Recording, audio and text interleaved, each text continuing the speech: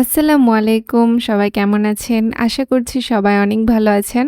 আজকে শুক্রবার, তো সবাইকে জানাচ্ছি জুম্মা মোবারক। বেশ কিছুদিন হলো আমার কম্পিউটারটা নষ্ট হয়ে গিয়েছিল। তো আব্বু-আম্মু গ্রামের বাসা থেকে এসে আজকে আমার সঙ্গে করে নিয়ে গিয়ে কম্পিউটারটা ঠিক করে আনলো। কোনো ইলেকট্রিক জিনিস নষ্ট হলে বোঝেনই তো কত টাকা চলে যায়। এদিকে তো আমাদের গ্রামের বাড়িতে বাসা করা হচ্ছে, আর অপরদিকে আমার কম্পিউটারটা নষ্ট হয়ে গেছে। তো অনেক টাকা আমার এদিকে খরচ হয়ে গেল। কম্পিউটারটা ঠিক করে বাসায় আসলাম, দেন আব্বু একটা মুরগি এনেছে। তো মুরগিটাকে আমি হাত দিয়ে সুন্দর করে শুকনা বাছলাম। শুকনা বাছলে সে মুরগির মাংস খেতে যে কি টেস্ট, যারা খেয়েছেন তারাই শুধুমাত্র বুঝতে পারবেন। মুরগিটা আমি আর আম্মু মিলে খুব ভালো করে পরিষ্কার করার পরে এই যে আমরা বাগানের দিকে চলে এসেছি মুরগিটাকে পোড়ানোর জন্য। আজকে এত বাতাস হচ্ছে চারিপাশে, কি বলবো, বাতাসের কারণে আগুনটা বারবার নিভে যাচ্ছিল। তো এদিকে আমরা মুরগিটাকে শুকনা বাছার পরে সুন্দর করে আগুনের মধ্যে পুড়িয়ে নিলাম। মুরগিটা ভালো করে পোড়ানো না হলে আবার ঘুঁটিগুলো উঠবে না, ঘুঁটি যেন উঠে যায়, তোলা যায় সহজে, এই কারণেই পোড়াতে হয়। আমরা তো এভাবে আগুনে মুরগি পোড়াই, আপনারা কি করেন কমেন্টে কিন্তু অবশ্যই জানাবেন। তো আমাদের মুরগি পোড়ানোটা শেষ, আমি আর আম্মু তারপরে চলে আসলাম ঘরের মধ্যে। দেন খুব সুন্দর করে মুরগিটাকে এই যে তরকারি বানানো হয়েছে, মুরগির তরকারিটা একটু ভোনা ভোনা টাইপের করা হয়েছে, ঝোল বেশি না। মাশাআল্লাহ, এত সুন্দর স্মেল আসছে তরকারি থেকে, আর সঙ্গে আছে একটা দই। আমি আর আম্মু বাইরে গিয়েছিলাম, তো আসার সময় একটা দই এনেছি। এমনিতেও তো দই দেখলে নিজেকে সামলাতে পারি না, আর আম্মুরও সেম অবস্থা। আম্মু যখনই বাইরে যায় একটা না একটা দই বা মিষ্টি কিনবেই। সকালের কিছু ভুজনা ছিল, তো ছোট ভাই ভুজনা দিয়ে মুরগির মাংস খেতে অনেক পছন্দ করে, ওর জন্য রাখা হয়েছিল একটু। ও দুপুরেও ভুজনা দিয়েই মুরগির মাংস খাবে, তো এই জন্য আব্বুকেও একটু দেয়া হলো, আব্বু অনেক পছন্দ করে। আমার কিন্তু ভুজনা দিয়ে মুরগির মাংস খুব একটা ভালো লাগে না, বাট ভুজনাটা গরম হলে মুরগির মাংস অনেক ভালো লাগে।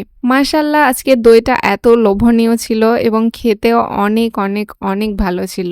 বাইরে বৃষ্টি হচ্ছে আর একদম আকাশ কালো হয়েছিল, এজন্য রুমের ভিতরের এই পিকচারগুলো কালো উঠেছে। আপনারা বলতে পারেন যে আজকের পিকচার এত কালো লাগছে কেন? আসলে বাইরে অনেক লাইট কম। বৃষ্টি হলে চারপাশ তো এমনিতেই অন্ধকার হয়ে যায়, আর এই কারণে আমাদের রুমের অবস্থা এরকম। আম্মুর নিয়মিত কাজ আম্মু করছে, বাটা কোটা সবাইকে দিচ্ছে, দইগুলোই আগে দিচ্ছে, তারপরে তরকারি নিব আমরা। মাশাআল্লাহ, আজকে দইটা অনেক ভালো ছিল, আলহামদুলিল্লাহ, অনেক মজার ছিল দইটা। লোকাল দইগুলো আমরা বেশিরভাগ টাইম কিনি না, তো আজকে যেহেতু বালুভাড়ার দই পেলাম, শুনেছিলাম বালুভাড়ার দইটা অনেক ভালো, আর এর আগে আমি 1 নাম্বার বালুভাড়ার দই খেয়েছি।